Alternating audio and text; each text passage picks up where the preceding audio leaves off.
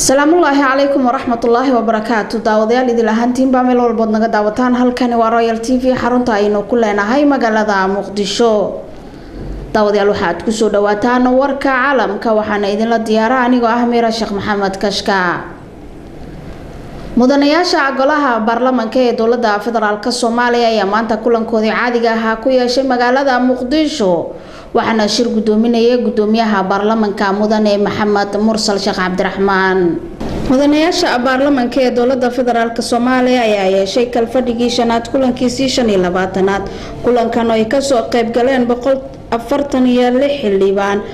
kulankan ayaa looga hadlayay ama ajandaha uu ku saabsanaa waxa kamid ahaa warbixinta guud ee xisaab xirka maaliyadda sanadka 2017 akhrinta labaad ee hindisa sharciyeedka hay'adda dawladda. maanta ay taariikhdu tahay 10 bisha 10 2019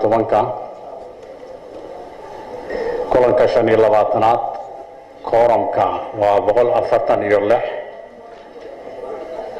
ajandaha warbixinta guddiga xaqiiqo raadinta ee gaalkacyo akhrinta saddexaad xisaab xirka miisaaniyadda 2017 akhrinta labaad hindis sharciyeedka hay'adda dawladda rayidka Soomaaliyeed qaybinta heshiiska ka mid noqoshada hay'adda damaanadda maalgashiga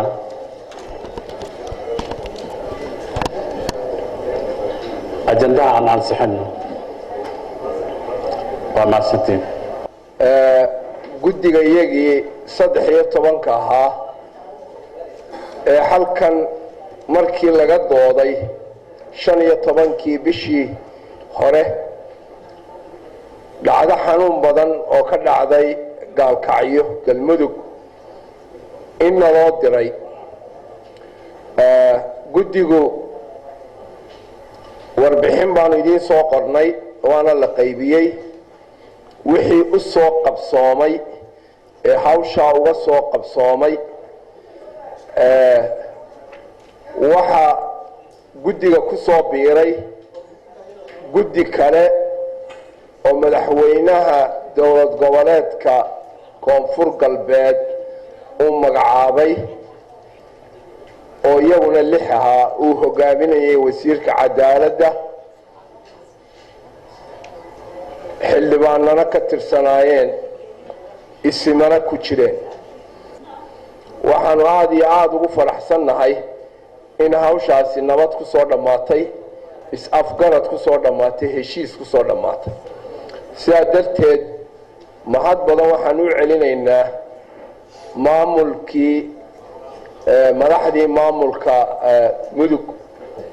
warbixin ku saabsan dhacdadii xanuunka badneed ee 14 Juun 2019 ka dhacday gobolka mudug gaar ahaan magaalada gaalkacyo ee magaalada maamulka galmudug. hordhac gudoomiyuhu markuu arkay dhacdadii xanuunka badneed ee ka dhacday gaalkacyo 14 Juun 2019 isla markaana dhageystay doodii uu golaha shacabka ka yeeshay dhacdadaas kalfadhigii shanaad kulankiisii 18aad wuxuu magacaabay guddi ka kooban 13 xildhibaan 16 Juun 2019 si waafaqsan qodobka 33aad farqadiisa shanaad ee xeer hoosaadka golaha shacabka baarlamaanka federaalka Soomaaliya.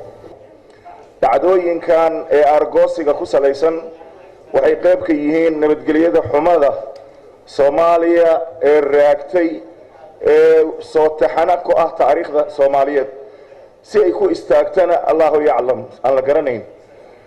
baarlamaanka Soomaaliyeed mar haddaan nahay sharci dejiyayaal haddii aan awoodi karno in laga soo saaro sharci ama xeer nidaamiye waxa argoosiga sida gaarka ah ee la midka ah midabta koorka iyo waxyaabaha adduunka ee si maartay gaar ay maartay loo interesaareeyo si ummadan looga badbaadiyo waxyaabaha hadda dhacayo kala ah. sida la socotaan dhowr casho ka hor gabar xanuunsan oo madaxa laga hayo dhimirla deeqa Cabdullaahi Aadan oo aad warbaahinta ku aragteen ayaa miidiyaha sida foosha xun ee dhaqan diiniyeed iyo mid islaam uusan ogolayn baa nala hor keenay.